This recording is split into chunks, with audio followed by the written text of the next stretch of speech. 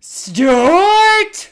What does mommy say about boys who don't mind their manners? I don't want to say. Stuart! I don't want to say. Stuart! I don't want to say. You better tell mommy right now! Little boys who don't mind their manners make the argument for all the pro-choice people who advocate for abortion.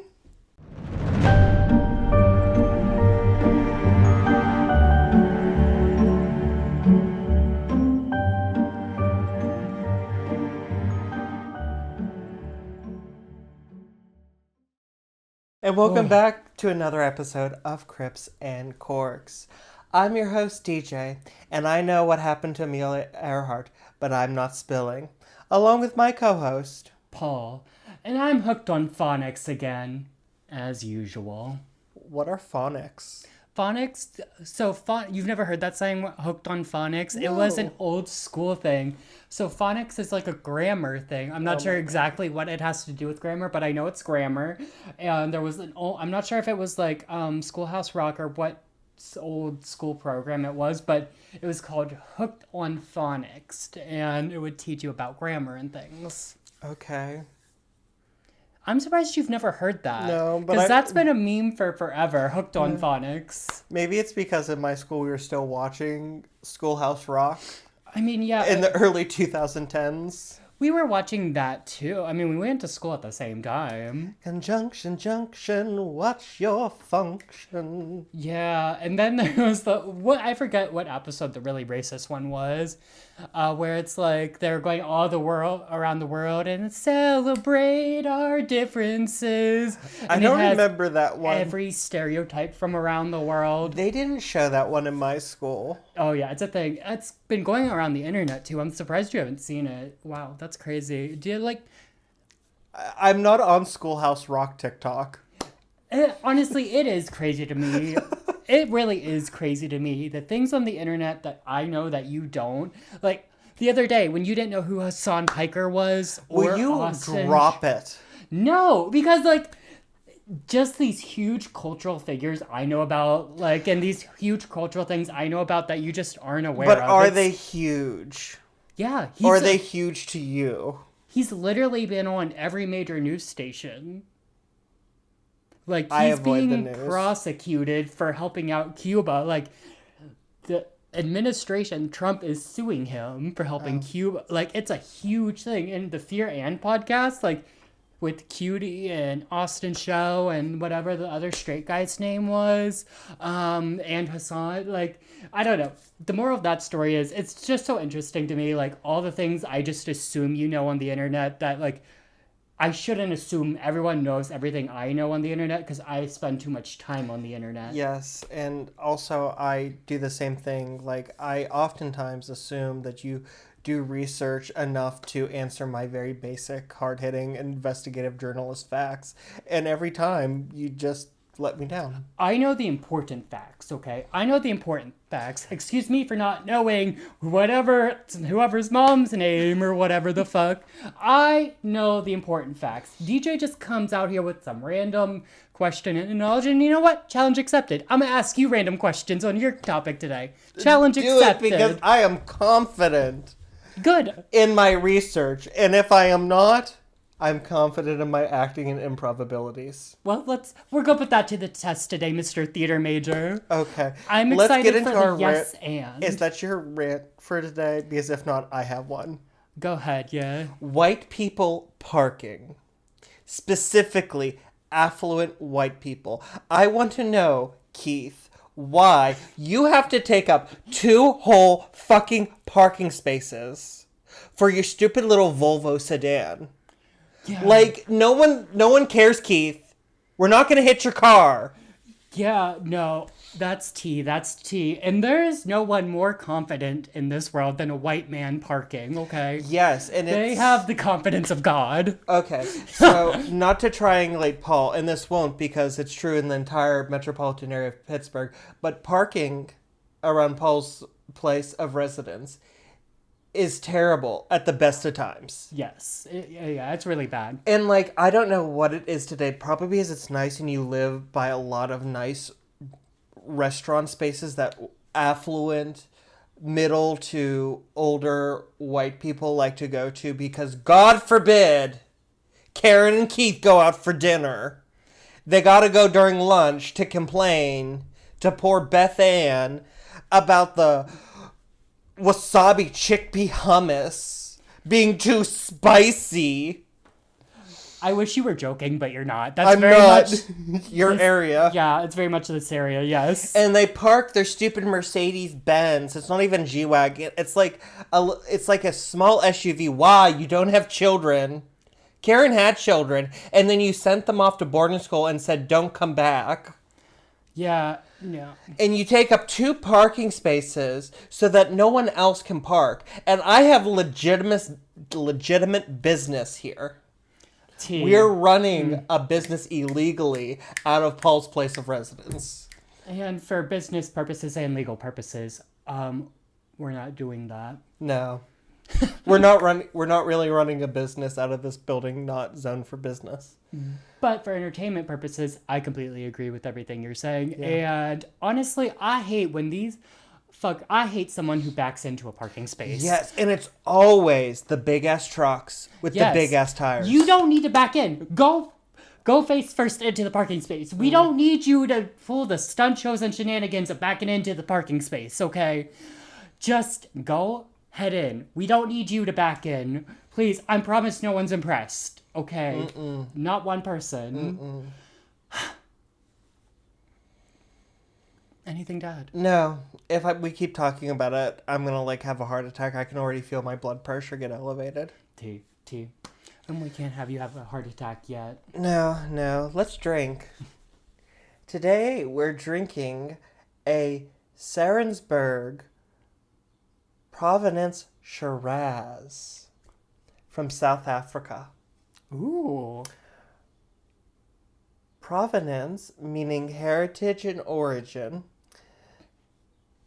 This wine, that's really bad grammar.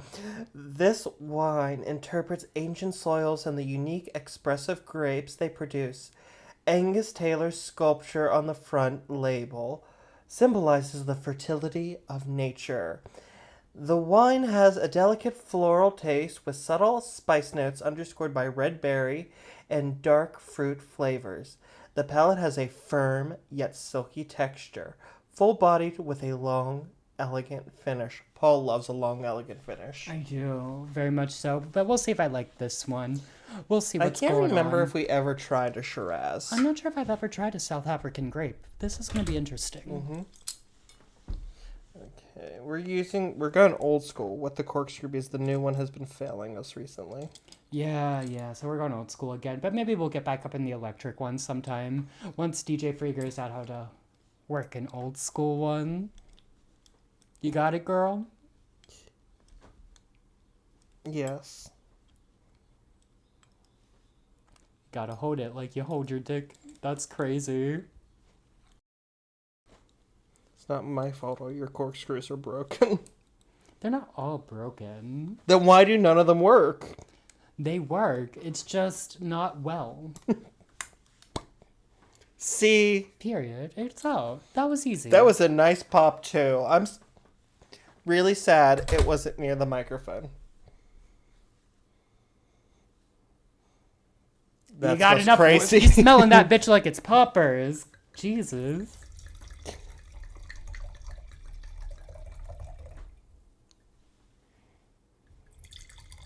Because that bitch smells crazy. Oh, God. I forget what Shiraz tastes like, so we'll see. Okay, it smells better out of the bottle. She's gonna be strong. Just give it a twirl, let it aerate a little. You gotta get in there. Hello. How are you? Fine. Thanks very much. Have you ever seen that? No. The guy who's full on eating out his glass. I hate it here. Cheers.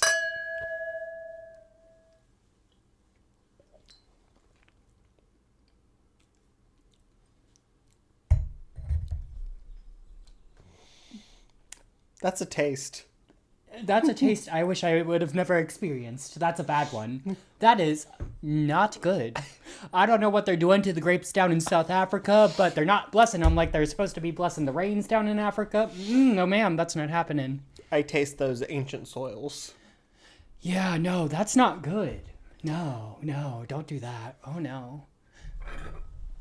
Yeah, Okay. that's a 1 grape. That's a really bad wine. I'm going to give it 2. Yeah, wow. Okay. It's been a while since we've had that. Ooh. Have we ever had a Shiraz on here? I'm sure we have. And yeah, good thing they can't sue us from South Africa, because damn, this is bad. Okay, it gets better when it aerates. Ooh. Oh. Anyway, why don't we hopefully turn this around with today's story? Okay. Paul, I have a story for you that I'm going to tell you. Let's get into it. Let me tell you a story. The school playground. A place of childhood amusement. A place where children get to experience the joys of friendship and gameplay, sometimes for the first times outside of the home. It is a place of innocence and safety. I mean, as long as you're not in the United States, where we have a rampant problem with school shootings. But what happens when a strange and unexplainable situation shatters that peace? This is exactly what happened at the Ariel School in an event that defies explanation even 30 years later. Let's get into the Ariel School UFO Encounter. Okay, first off, right off the bat, we do need to address how ironic it is that it's called the Ariel School. Yes. And it's a UFO encounter. Yes. So the first time I ever heard the story, they kept saying the Ariel School. And I thought, is it like a flight school? Right, because that's what it's giving. But it's Ariel like the Little Mermaid. Oh, yeah. Okay. So it's spelled with an E. Yeah, Ariel. Okay. Not Saint Ariel, so I don't know if it's named after someone or like something, but yeah. Interesting. And it is an elementary school. Okay. And a lot of trauma does happen on playgrounds. A lot of Yes. bullying, pushing down, a lot of... You sound like you're speaking being from left out. experience. Yeah, I'm sure you were too. No, I was friends with everyone. They embraced the queer. Okay, low key, I was playing with the horse girls on the playground. We were playing horses. I was playing horses with all the girls, and we would like chase each other around. No. And sometimes, And neigh. yeah, You were neighing on the playground. yeah, when we weren't playing American Idol. I didn't make it to Hollywood. Surprise. Wow, not even your friends would Yeah. let you into Hollywood. And they wouldn't even let me play like Paula or anything. It was very. They Made you be Randy, didn't they? They made you be Randy Jackson. No, they wouldn't didn't let me be any of the judges. Oh. But they wouldn't let me be Paula because I'm not a girl. See, they're very gender conforming where I'm from. So to be Paula, Abdul, you had to like be a girl, and it is what it is, you know. Okay. Well, How do you feel about gender conforming elementary schoolers? And there's your camera. I think we should let everyone just be whatever the fuck they want to be. Now, how would you address a gender non-conforming elementary schooler or an elementary schooler who doesn't believe that men should play women's roles? Kind of like Tyler Perry. Let's say they're like enemies of, what's that other one? Miss Doubtfire, things like that. Is this my camera? Yes. Well, that's awkward. I think if your son wants to wear a dress, let him fucking wear a dress. It's not hurting anyone. No, you're talking to the elementary schooler. Oh, okay. Sorry. You're fine. If you want to wear a dress, wear the fucking dress. If you're a girl and your mom buys you a dress and you want to wear pants, wear the fucking pants. It's not that hard. Well, the question was, what are you going to say to an elementary schooler that is very gender conforming and they hate people who are not gender conforming? Oh.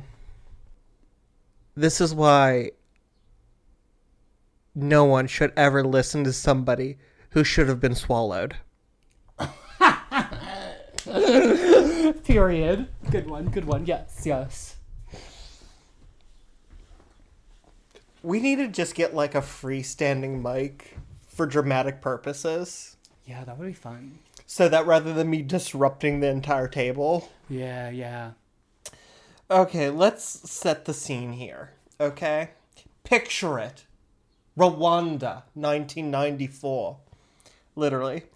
So, the setting for our school is obviously the Ariel School in Rua, Zimbabwe. Did I say Rwanda? You did say Rwanda. I didn't mean Rwanda. It's in Rua, Zimbabwe. Rua, Zimbabwe. Okay, so they got angels in the outfield and UFOs in Zimbabwe. Yes. Iconic. Rua is a small agricultural center about 14 miles southeast of the capital in Harare. At this time, Rua wasn't even a town. It was simply an agricultural center. So there's like fields and there's like a couple like farm buildings and maybe a couple like farmers' houses. But there weren't enough people there to even consider it a town. It was just a place with a name. Okay, like a village or something. Not even a village. But there's enough people there to have a school. So the school was a prestigious private elementary school that catered to affluent families in the capital, 14 miles away. Oh, okay. So where the people living in Rwanda were going to this school? Zimbabwe. Oh, the people in Rua? Sorry, I'm confused. Okay, the town where it's located is called Rua, Zimbabwe. Okay. Now, where does this agricultural town with no one in it come into play? I'm just setting the scene. Okay. I'm describing like how it's out in the middle of nowhere. Oh, okay. Period. Yeah, 14 miles outside. Kind of like where I live. Okay, yes. So imagine a school, but where I live compared to the city. Okay. And of course, your exact address is... Exactly. Now, the student body was very culturally diverse, catering to students from the United Kingdom, the U.S., Canada, and other European nations, as well as native Zimbabweans, who were both black and white. Oh, nice. Now, of course, when I say native Zimbabweans who were both black and white, I mean people who were born and raised in Zimbabwe. I don't mean the native Aboriginal people of Zimbabwe. Right. But there were people who were students who were native from the Shona and other tribes of Zimbabwe attending it. But it was very diverse. Interest. Okay, that's cool. I like that. In September of 1994, there was a flap of various USO sightings across southern Africa. Oh, so there was already previous UFO sightings. And this is something to be really noted because in most cases of UFO sightings or abductions or close encounters, it does occur within a wider spread flap. Now, when you say flap, for those at home who might not know, what do you mean? That means like a spate of sightings over a set period of time. Okay, period. I know, it's really funny. And if you want to talk more about flaps, you should talk to Paul. I only know about flaps because of last podcast on the left when they talk about Mothman. I was talking about your flaps. There's Sandy. Ooh. Do they ever just call you Arby because you remind them of a big beef and cheddar? Yeah. I haven't given it much thought, but maybe I should. Okay. Now, these UFOs were seen in the country of South Africa, Botswana, Mozambique, and Zimbabwe itself. Interesting. Okay. Which, that's that entire southern tip of the continent of Africa. Right, and sometimes I prefer just the tip. I knew that about you. I can smell it on you. Now, the sightings ranged in description from fireballs streaking across the sky to even a group of people in Mozambique reporting seeing what appeared to be a Boeing 747 on fire and trailed by sparks gliding low overhead, but silently and never crashing. Now, a Boeing 747 is one of the largest planes ever built.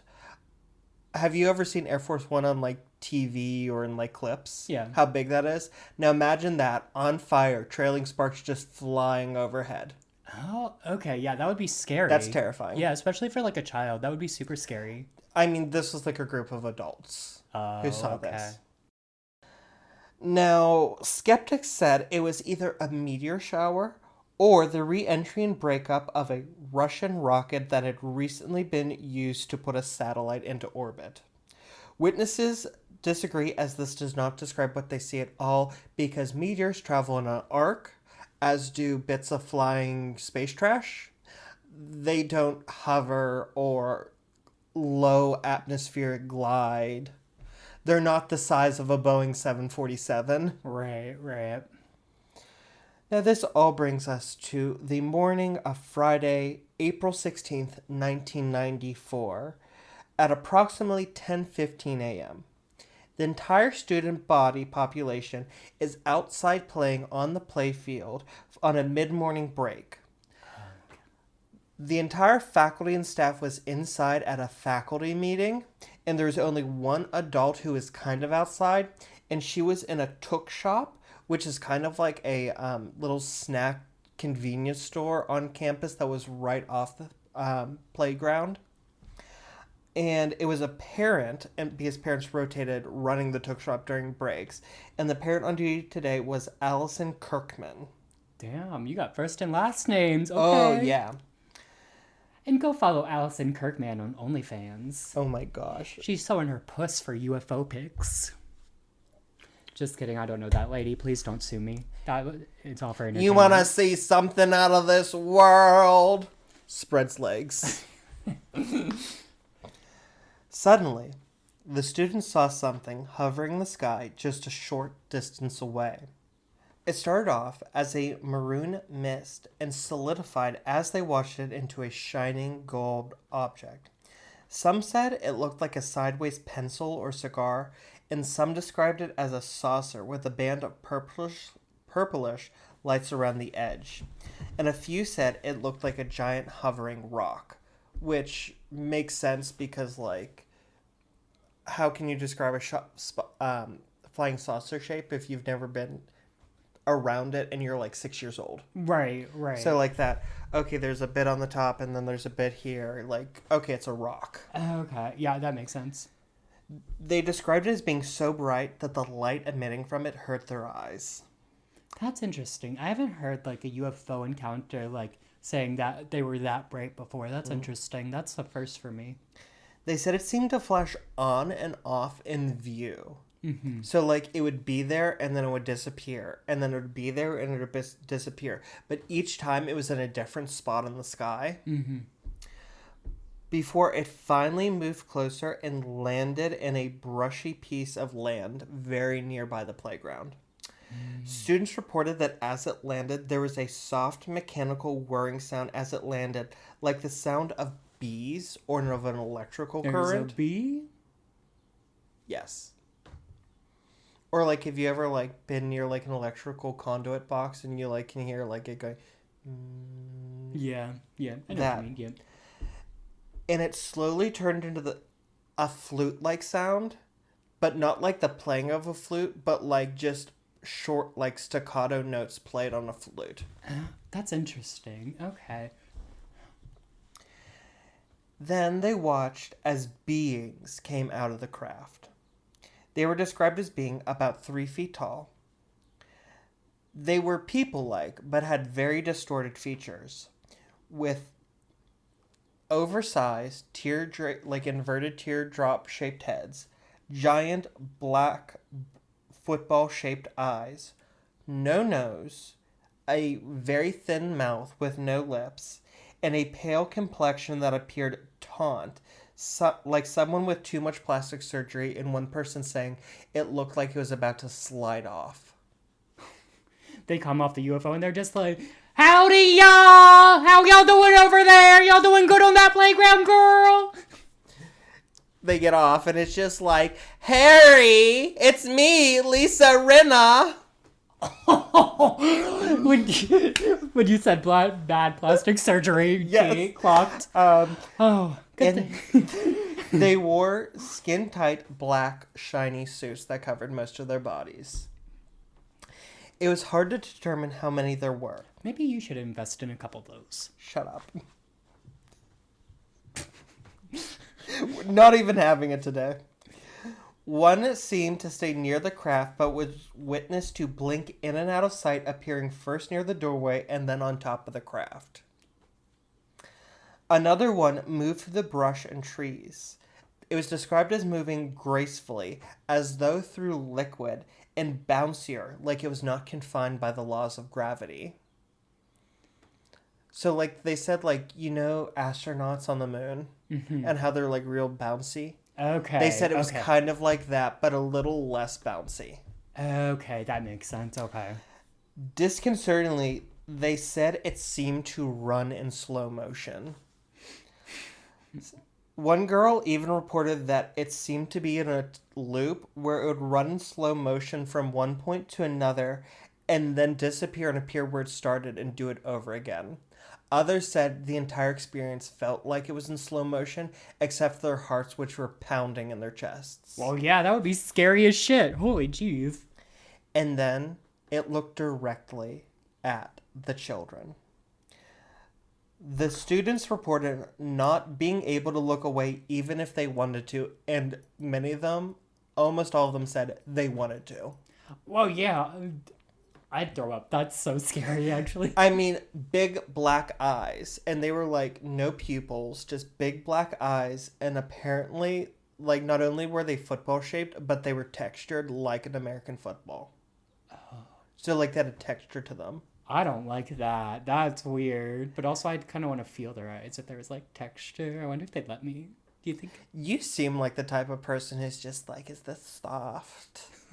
Right. Let me feel your eyes just for a minute. Just for a moment. Let me feel your eyes is crazy. Well, the aliens. That is the most serial killer thing I've heard in a long time.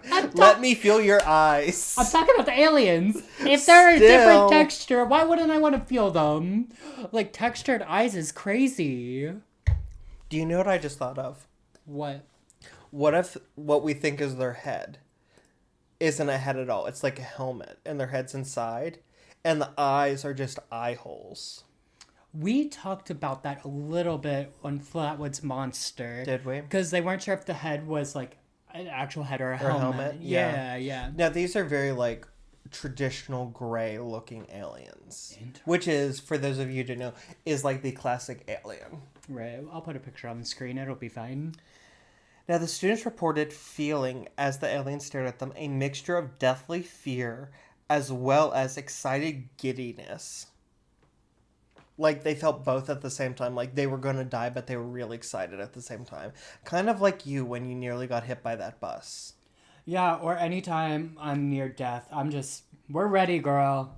Beam me up, Scotty, if you will. Yeah, there's a reason why Paul's been banned at all funeral homes in the Commonwealth of Pennsylvania. He gets a little too excited. He sees a dead body and it's like Viagra for him. It's just the pheromones he puts off, the musk. Interesting how you tied me wanting to die with necrophilia. Yeah. Yeah, that's interesting. That was an interesting, Jump? Yeah. Yeah. It's all part of the package. Okay. You didn't read the fine print when we became friends. Many of the students reported receiving a telepathic message from the creature in which they saw visions. The message seemed to be about the environment and the ongoing destruction of the world by humanity through pollution and not taking care of the world, but did not provide a solution. Some took it as a bad omen and later said, I know something bad's going to happen. No, I know a few bad Owens. I went to high school with a couple of Owens, and they were bad seeds. News. Yeah, bad seeds. Mm-hmm. One student even reported feeling as if the creature was staring at the children as if they wanted to take the children with them. I don't like that. I mean, aliens do be doing that, but I don't like that. That's spooky. But also, like, alien pedophiles. Jump on that, conspiracy theorists. Actually, sorry, before you keep going, I did, like, see one thing on the internet that aliens look down on other aliens who fornicate with humans because it's almost like them. Like bestiality. No, like them fornicating with a child because we're so like immature compared to them and everything. And it's like how we view pedophilia is like how aliens view other aliens who do intercourse with humans. Yeah. Which clocks. You fucked a mammalian? Not the mammalian. Their flaps smell like fish. They're gonna put you on the list, Klugos. Dorp, they're gonna put you on the list. You're not gonna be welcome back at the local Galactic Academy. Exactly. After what seemed like an eternity, the creatures got back on their craft, and it took off, accompanied by the whirring or flute-like sound. And all hell broke loose. Now, can you do a flute-like sound for me? I think they're thinking more of ooh, ooh, something like that. Excuse me.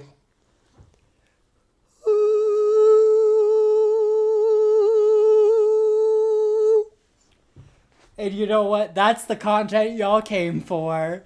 DJ's nose whistle. You're welcome. I was doing it through my mouth. I was doing the nose thing for dramatic effect. Did you think I was just blowing out my nose? I didn't know what the fuck you were doing. My mouth was open. I said, okay, nose whistle. Come on. Oh my God. And can you nose whistle? Hell no. Damn mammalians. Can't even nose whistle. One student ran to the Tuk shop to ask Allison to come, but she refused, cracking up to a prank to get her to leave so the kids could steal snacks.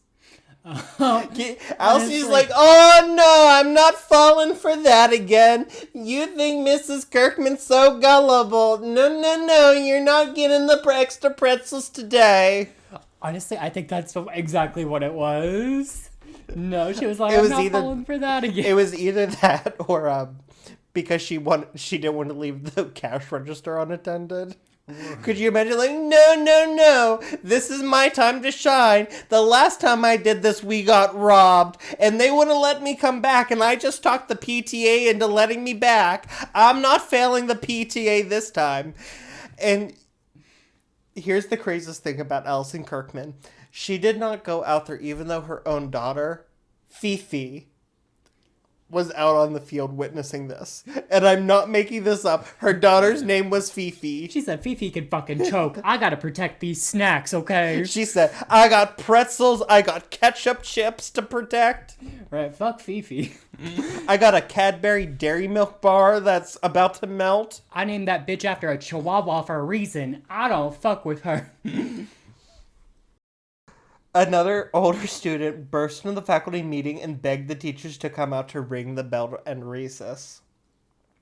The teachers came out to find a panicked, crying, traumatized student body who had just had a 15-minute close encounter of the third kind.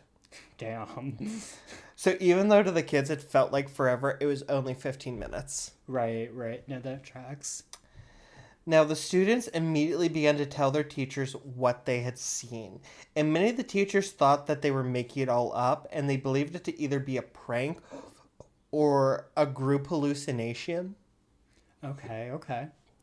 But then the headmaster of the school, Colin Mackey, began to receive panicked phone calls from parents who demanded to know why their children were suddenly talking about aliens and seeing aliens. Ooh, spooky. Yeah, that's so interesting. So I imagine if the parents were calling in, and like wondering why their children were all of a sudden talking about aliens, that adds to the children like actually seeing them. Because if the parents are freaked out about it, I imagine the children weren't watching alien TV shows and things where they were getting those ideas. So I watched a documentary on this, and she said like we did have running water growing up, but it was a luxury. Okay. So like there weren't a lot of TVs, there weren't a lot of movies, and you have to remember that these kids are like the children of government officials and businessmen or Christian missionaries. Like they're not, and this is like before like mainstream alien mania. Right, right. Like, aliens were just the stuff of, like, scary movies. Right, and they're wondering, like, probably pissed off that they probably showed them, like, an alien... Something scary, like an alien movie or something. Yeah, and, like, it's on the news, but it's, like, they weren't showing aliens on the news. So it's like, what the fuck are you teaching my children? Exactly. And all these phone calls prompted Mr. Mackey into taking the claims of his students more seriously, and he and the teachers began to interview the children separately. During these interviews, they collected drawings and written accounts by the students, which all startlingly have the same story. There were some small discrepancies among the accounts, but this actually lends to the overall believability of the encounter because memories are fallible. And all the kids having the same exact story with the same exact details would lend itself towards a hoax and being coached through it. And it also shows that they encounter through different perspectives, as not all kids were in the same spot when it happened. So they would see things differently. Some of the kids would have been a lot closer. Some of the kids would be a lot farther. Some of the kids would have had certain viewpoints, not clear sight lines. So if it was like, oh yeah, I could see them the whole time. Well, where were you standing? I was standing behind this tree. Then how did you see them the whole time? Okay. So far, this is actually pretty convincing. Right? Soon the school and the students were besieged by reporters and experts, including reporter Tim Leach and UFO researcher Cynthia Hind. Tim Leach was the BBC's Africa Service correspondent in Harare and was among the first reporters to learn of the story. He was a noted journalist, war correspondent, and the president of the Foreign Correspondents Association. Okay. So, like, he's legit. He's not an AM pirate radio talk show host, accepting calls. Right. He's got qualification after qualification after job title after job title. Exactly. And despite his many trips to war zones, his interviews with the students of the Ariel School haunted him deeply, as he later reported that they were extremely earnest about what they seen. Now, after heat of the story, he contacted Cynthia Hind, who was also an investigative reporter and the MUFON coordinator for the entire continent of Africa. MUFON went all the way to fucking Africa? Yeah. Girl, I need to see this MUFON budget. I need to see what the girls are working with. Now, I think it is very much one of those cases of they said, okay, I guess we'll give you business cards. T. And because I not ragging on MUFON, but like during... No, we'd never want to offend MUFON. No, never. But like, you have to admit, during the later half of the 20th century, there were lots of like organizations where you would send a check and they would send you a membership card and you'd write back and you'd say, I want to start a chapter. And they were like, okay, well, here's a printout. You're officially a chapter. Send us money and we'll give you business cards, I guess. Yeah, that's what MUFON is giving for sure. But also, I mean, they have the budget to be traveling all over God's Earth, Great Earth, tracking these UFO shit. Now, we just did a lot of making fun of MUFON, but Cynthia was actually a noted researcher who had investigated thousands of UFO sightings across the entire continent of Africa, which is the largest continent in the world. And her research methods were so clean and concise that contemporaries described it as being almost clinical in its efficiency and effectiveness.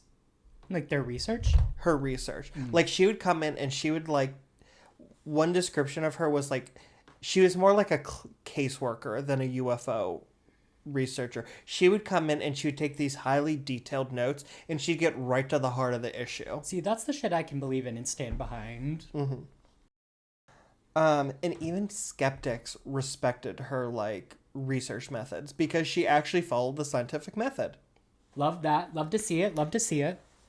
On September 20th, just 4 days after the encounter. So, like, this is what, Tuesday? Okay. They saw it Friday. They're there on Tuesday. Together, they interviewed the students and examined the students' drawings. They noted that the children's memories of the encounter were visceral, and many of them still showing panic as they retold their experiences. that's it. Which panic is not something you can really fake. Right. Oh, those poor kids. I feel bad for them. They also noted while there was broad consensus among the different accounts, the children did describe what they thought the creatures were based on their cultural backgrounds. Now, some of the students who did come from Western families, i.e. the United Kingdom, Canada, the US, readily accepted that they saw a flying saucer and aliens, which makes a lot of sense because they would have been exposed to that kind of content a lot more readily. Okay, yeah. Meanwhile, students who came from families from Zimbabwe's native Shona or Ndebele, I'm so sorry I know butchered that, tribes, described the creatures as being spiritual beings such as the Tokolosh, a small goblin-like mischief-making creature. Okay. Which we will cover later. Now, I do want to backtrack a little bit because before we were talking about how like we were talking about the parents being angry about their aliens, and I said that thing about like the children hadn't seen aliens before, probably, right. But now it's been brought up that they have seen aliens. So I want to correct myself that some of the children have seen them. Some of them have, but not the vast majority. Yeah, okay, period. Okay, I'm just correcting myself when I brought that up. So I mean, some of them, like, they kind of knew. Mm-hmm. Because, like, they saw an old movie, they saw something in a magazine. Mm-hmm. And then you have the native Zimbabweans who have a more spiritual explanation for it. Right. But also the school was the host to many children of Christian missionaries whose beliefs did not account for the existence of extraterrestrials, and the children visibly struggled to process what they had seen because what they had been taught just didn't account for it. Yeah, I'm surprised they didn't like attribute it to like, oh, it was like God coming across the sky or just something religious like that. Well, I mean, think about it, because like you hear a story and it's like God sent an angel down and the angel is a person with wings, and then you see this like tiny little gray alien.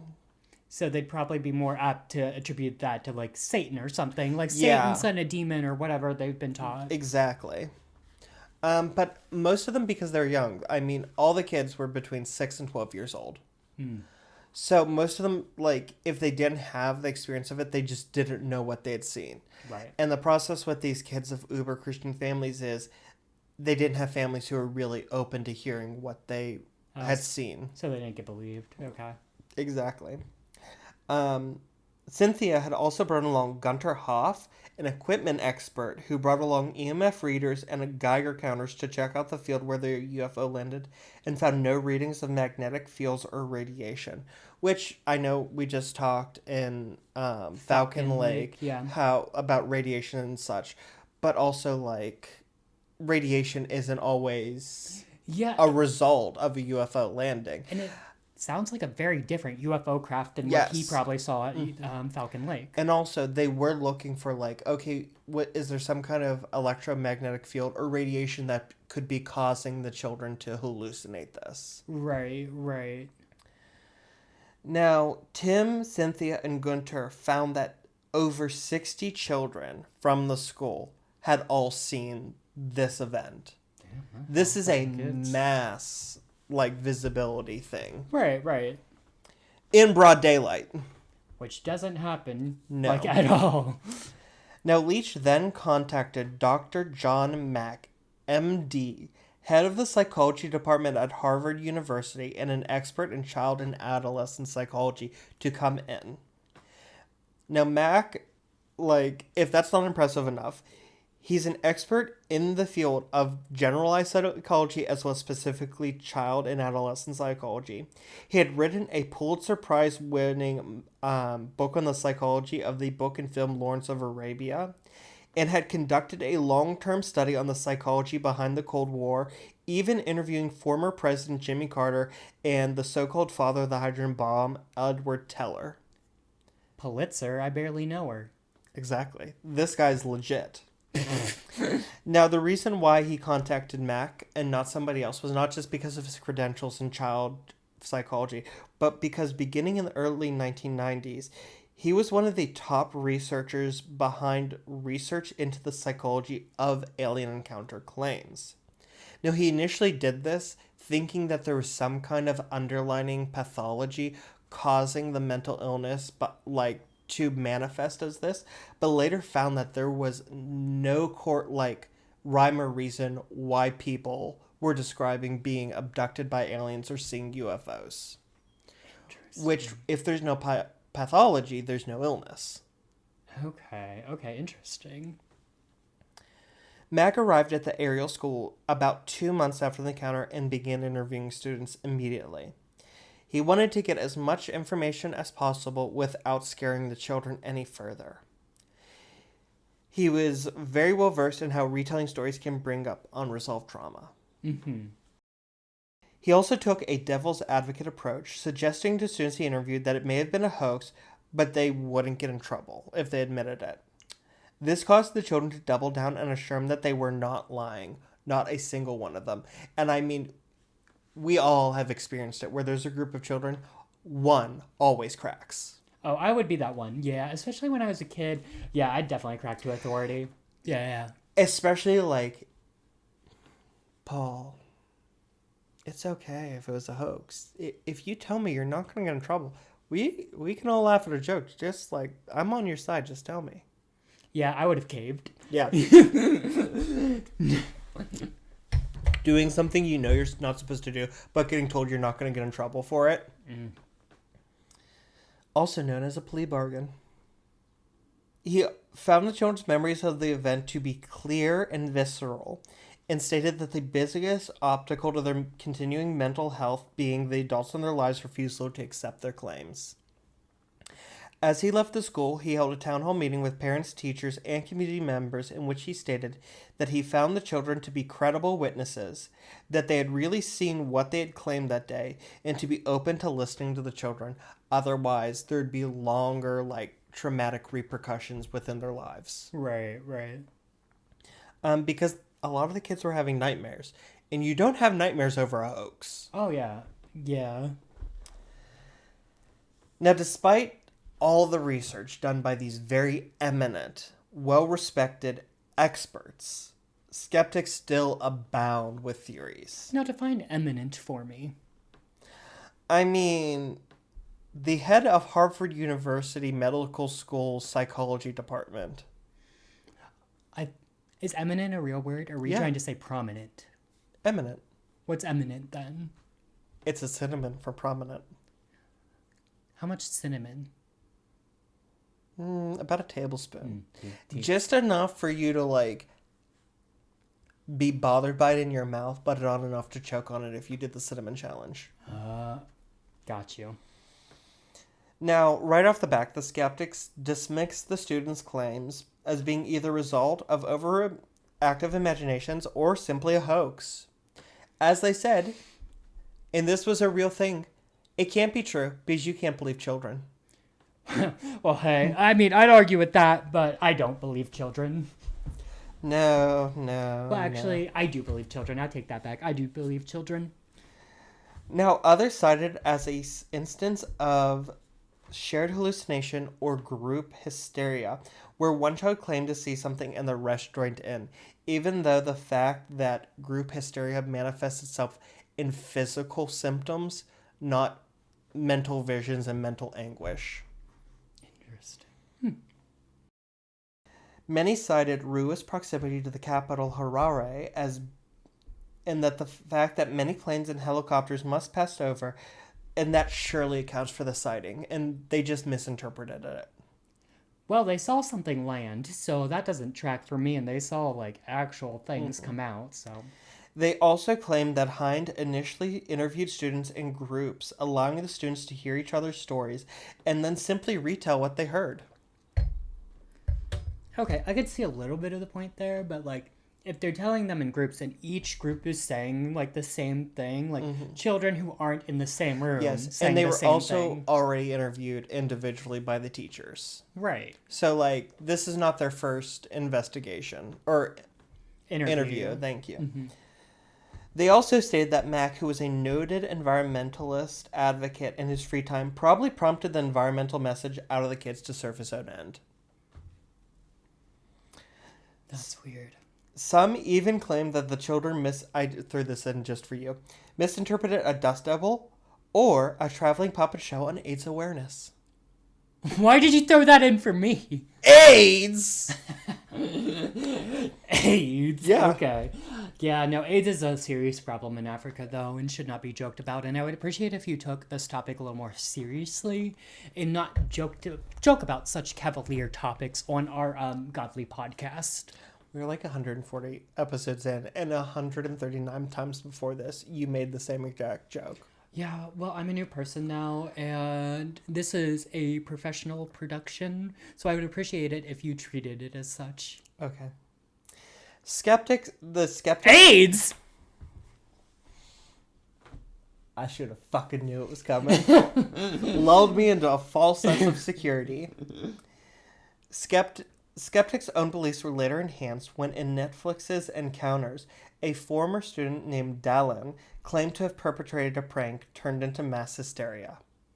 He claimed he told other students that a shiny rock in the distance was a UFO, which set off a wave of panic and led to imagined stories. However, his claims of a hoax were later discredited when his story and timeline was found not to have matched the eyewitness testimony of his classmates taken in the moment. I just keep waiting for you to pull the rug out from under me and, like, come up with evidence that's like, oh, this is fake. I don't. Right hand up to God, I don't. When I said at the beginning that, like, this defies explanation, at the beginning, I meant it. That's crazy. It's like the real Ghost Whisperer. Yeah. His name is escaping me right now, unfortunately.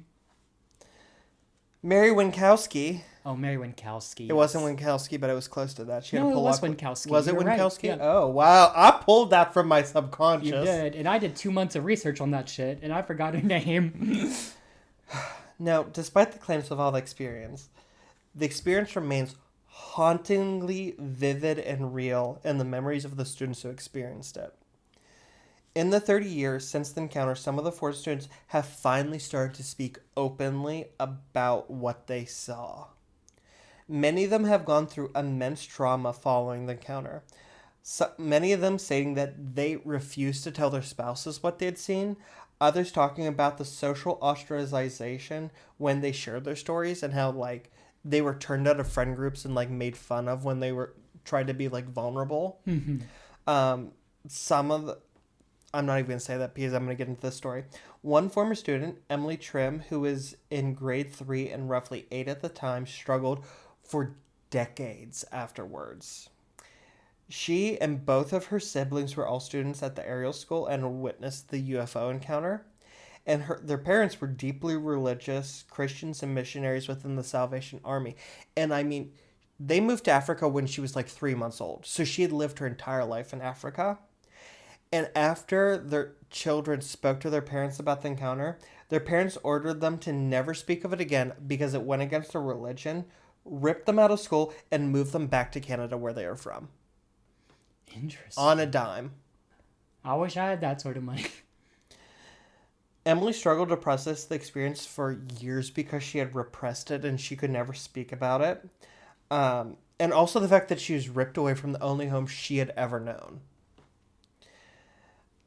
Her struggles would even lead to the end of an engagement and necessitated her moving back in with her parents.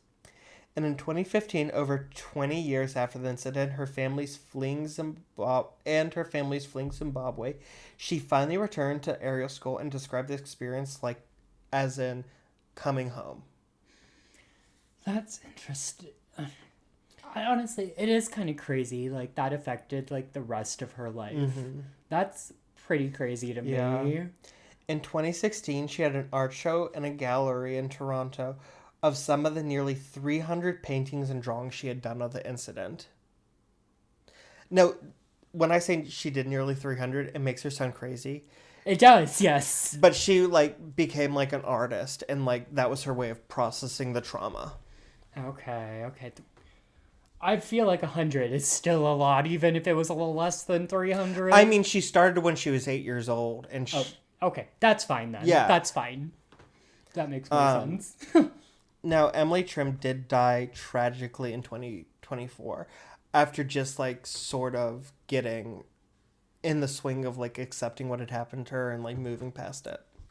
How did she die, do you know? Cancer. Well, maybe it's that radiation they didn't find. Tim Leach and John Mack spent the rest of their lives deeply affected by their involvement in the Ariel School Encounter. Leach recounted struggling to get his stories to the BBC's headquarters in London as his tapes continued to disappear in transit, forcing him to file only written stories, which were often derided by the BBC higher-ups. He also later recounted being threatened by a CIA operative with the warning to, quote, be very careful about his involvement in the situation. Tim Leach would die, I guess not also, but he died in 2011 in London after a short and sudden illness. Damn, he got that swine flu. Was swine flu in 2011? No, I think it was like 2008 or some shit. Yeah. Maybe 2007, I don't know. 2009, 10. It might as well because I had swine flu. T2.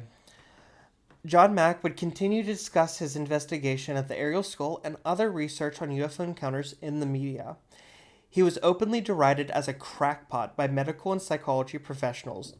And in 1994, the dean of the Harvard University Medical School opened an investigation into Mack's research and moved his office from the main Cambridge Hospital psychology wing to a small office off campus, and actually leaked to the press about the investigation, baiting that he might be fired because of his belief in UFOs. Yeah, that's always so crazy to me to hear also, is like people who get fired for believing in aliens. It's like, girl, I can still do my job. Like, yeah I believe in crazy And things. here's the thing. He took like a very devil's advocate. He was like, I'm not taking them at face value, but I'm also not saying that they're not like make believe. Just because we can't explain it doesn't mean it didn't happen. Exactly. Now, several colleagues in the Civil Rights Law Department of Harvard University issued denouncements of the university. So they're working for the university and they're denouncing basically the company they work for investigating and considering firing a professor of Mack's expertise and experience, and the dean was forced to issue a statement in support of Mack's continued employment and apologizing for the investigation. In the statement, he actually said, I wasn't for real. I just needed to find something to tell all the people angrily phone calling me. Excuses. Exactly. John Mack would continue his research into UFO experiences and would continue to begin support groups for those who had witnessed UFO phenomena to openly discuss their experiences and trauma in a supportive and clinically beneficial space, before tragically dying in 2004, also in London, when he was hit by a drunk driver while walking home from dinner with friends. Damn, not even going to joke about that, because drunk driving is not funny.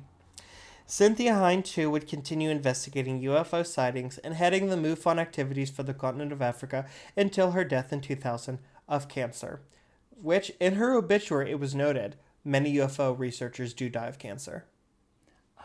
It's the radiation. It is the radiation. The Ariel School is still open in Rua, and the brushland where the UFO landed is now an open field next to the general playground where students can run and play, many of them totally unaware of what their former classmates saw just 32 years ago.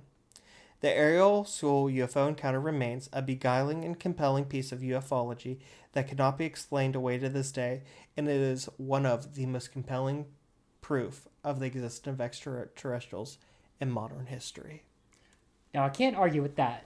I can't argue with the Falcon Lake being, like, the most believable, because that shit wasn't. This is the most believable. Right? I believe this shit. I think those kids saw some shit. I think they saw aliens. So, one of my biggest sources for this was a documentary that came out in 2022 called Ariel Phenomena. Mm-hmm. Get it? Ariel Phenomena.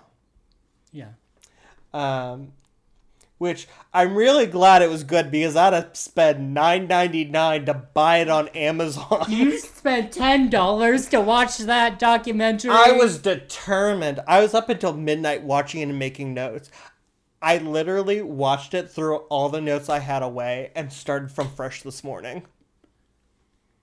You did all that this morning? I mean, I've been researching for a week as normal. I just threw my notes away and like did it from a different approach. I see. Because they interviewed so many of the students and they're so serious. Right. deathly serious. So they talk about their struggles, and like it really follows that Emily Trim girl, which is why I gave her a huge shout out in there.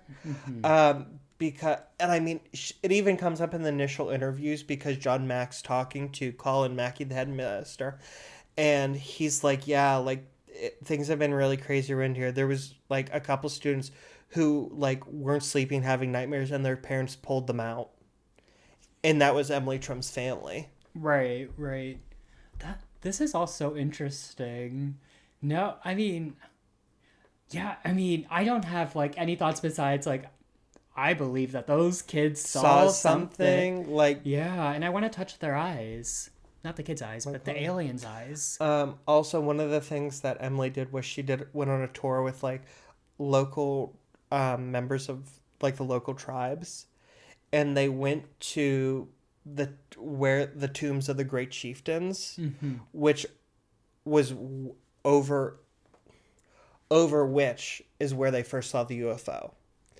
And all the local tribes people were like, I don't know nothing about aliens. You had a deep spiritual encounter. Like, spirits have been coming from these hills forever. Yeah. What's interesting to me, too, also, is, like, okay, before I get to that point, let me talk about, like, the native Aborigines. It would be cool to do a deep dive into what the Aborigines, like, the Australian Aborigines, the native peoples of Australia, like, what they attribute to like aliens and things and what they think the aliens are. It would be super interesting to like do a deep dive on that and see like when they started seeing these things, because I imagine like if we like go back in their history, there's probably a deep history of like, I know you said they don't see them as aliens, but like if we identify they're seeing this thing and it's probably aliens, how far it goes back for them. Once we get bigger, we should like do a survey on our social media and ask people to like ask Aboriginal people of all cultures, Australia, New Zealand, Africa, Central Asia. I said Australia. I meant Africa. Sorry. I know. But no, because there are Aboriginal people in Australia and New Zealand, Central and Southern America, and here in North America, Canada, and the United States. And see, like, if we can get it out there to, like, get this broad survey of like what these Aboriginal people now sort of think of alien encounters, and like if they say like it falls within this like this story or whatnot, or if they say like nah, like Steven Spielberg, Richard Dreyfuss, Close Encounters of the Third Kind, E.T., Phone Home. Very that, and you know, what's interesting to me about this story too is how unique this UFO is, because you don't hear like many stories of UFOs like having like being on fire or whatever. They're usually just floating. So it like having fire, like you said, there was like a mist or something like it. Some of the kids reports like they first saw it as like a maroon purplish mist. And like I said, it's a little different. Like every kid saw something a little bit different at the beginning. Some of them only saw the flying saucer. Some of them never saw the flying saucer because they ran away. All they saw was like a maroon mist in the clouds. Right. That's so interesting to me, like how they described it, because it's a very original for me how they describe the UFOs, because I haven't heard many accounts like that. No, that's really interesting. This is a really good story. Probably one of, if not the most believable UFO story I've heard. So far, yeah. Yeah, it's really interesting. Probably this, and I think I heard this on a podcast, because I also listened to So Supernatural, I think, and Last Podcast on the Left on it. Right. In addition to Ariel Phenomena. And then a whole slew of websites. Like, I should have been marking them down, but I was literally just, like, parsing through them. Right. I feel you. But one of the podcasts said, like, this and Benny and Barney Hill. Interesting. Which we'll get to Benny and Barney Hill eventually. We'll get there. We've done a lot of UFOs recently, so it'll probably be a bit before we do probably next UFO. year. I think we UFO'd out for the year. Maybe. Yeah, it's only July. We'll see what happens. Oh my god, November. It is only July. Yeah, we'll see what happens November. We're filming in July. We've been doubling up, so even though this episode comes out in what, probably August? Middle of August, yeah. Not quite middle August. Beginning August, I think. Something. This is. Or maybe end of July. Who knows? It'll come out. You'll see us. Yeah. So it feels so much later for us. Yeah. Here I am thinking fall's right around the corner. No. Unfortunately, we do have a lot of summer and a lot of hot time left. Yeah. Maybe that's our rant for next episode, the hot. Maybe. Well, please, we would love... Unless you have any more thoughts. Nope. Sorry. No, you're all good. I always do this. You come to a natural conclusion, and then I start to stop and I second guess myself. Nah, you're all good. We'd love to hear your thoughts. Please share them with us. Connect with us on all of our social media listed down below. Please email us with your own personal stories. If you were at the Ariel School and somehow you found this, please email us because I would love to talk to you. Paul, where can they find you? You can find me at my personal Instagram and TikTok at Paulember, Paulember. And as usual, it's not delivery. It's DiGiorno. And if you'd like to follow me, you can do so at The Real Teach Powers on TikTok and on Instagram. Sorry, I'm going up on all my lines today. Until next time, keep your crips tight. And your corks loose. Bye. Stuart? Mom, I just fanny burped.